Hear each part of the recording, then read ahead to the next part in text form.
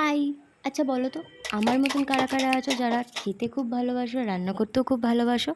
আমি কিন্তু রান্না করতে ভীষণই ভালোবাসি। মানে এখন, আগে আমি রান্না করতে কিছুই পারতাম না।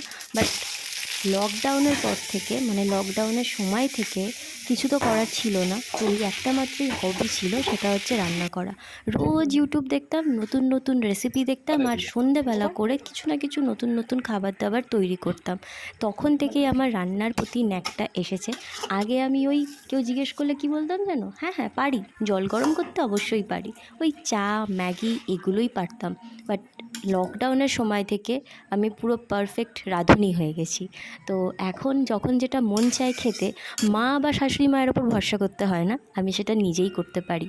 আর করে খাওয়াতেও আমি খুবই ভালোবাসি। তো সেদিনকে অফিসে বসে অনেক ইচ্ছা করছিল যে পনিরের ভুজিয়া খাবো, তার সাথে পরোটা। তো শাশুড়ি মাকে সব কেটে রাখতেই বলেছি।